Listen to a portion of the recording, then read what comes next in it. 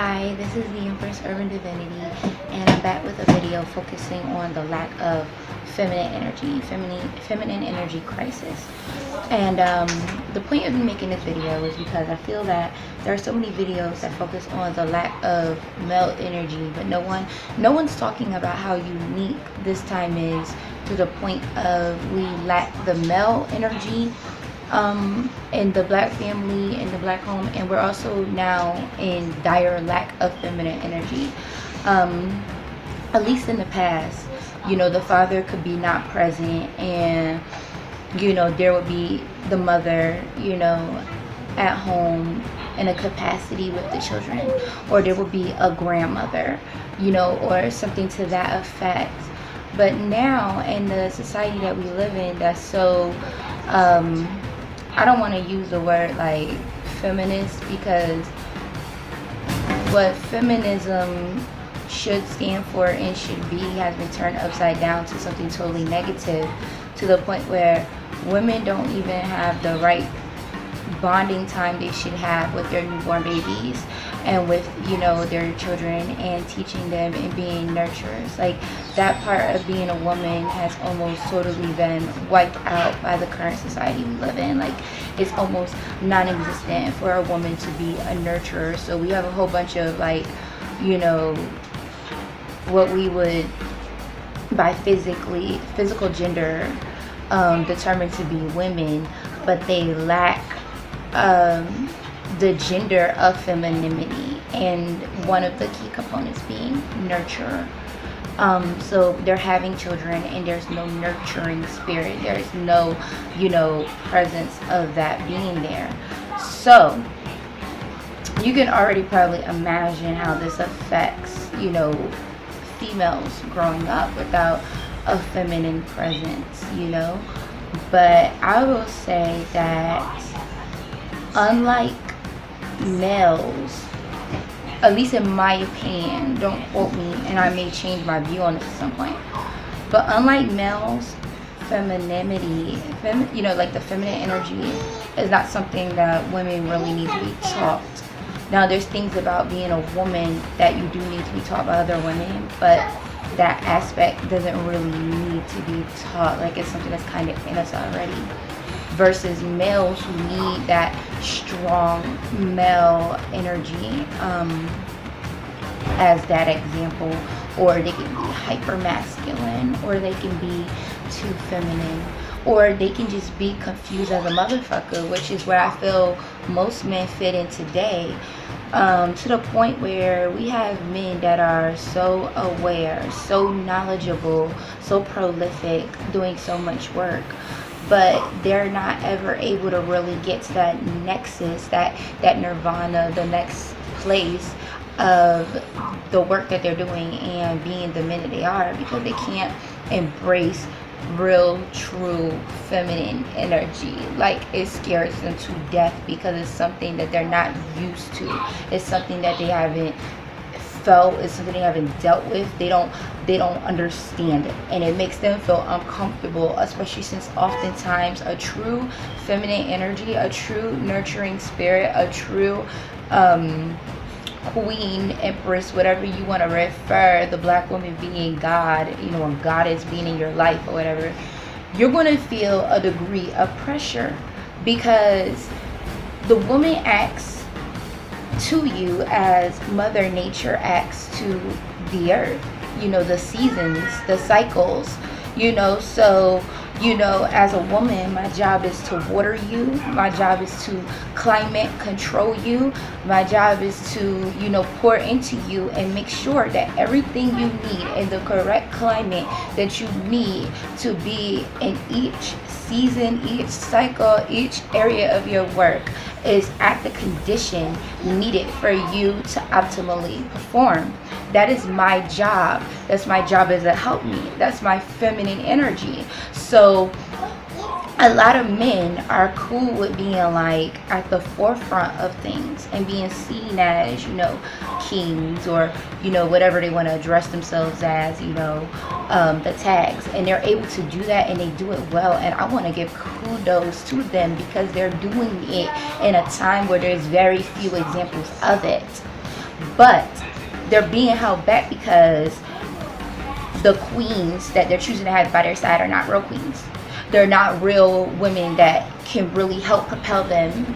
Any man that has been prolific and made a movement had some divine feminine energy behind him, whether it was a mother, a grandmother, a wife, more than likely. And you know, a lot of men are lacking the correct feminine energy in their life. Feminine energy is more than just cooking, cleaning, and fucking, okay?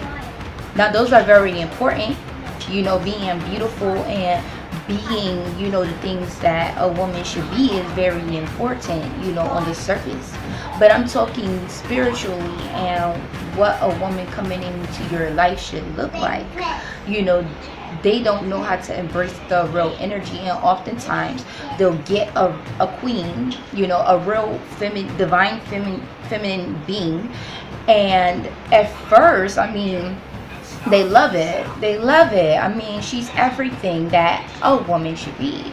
But as time goes on and that pressure begins to really hit them, they find themselves wondering and looking for a weaker, watered down femininity to feel masculine, to not have to push to that, you know, next level, to not feel the pressure of, okay, when this YouTube video goes off, when this conference is done, when all this is over, like, you know, this queen expects my best at all time and is doing everything possible to cultivate that best in me.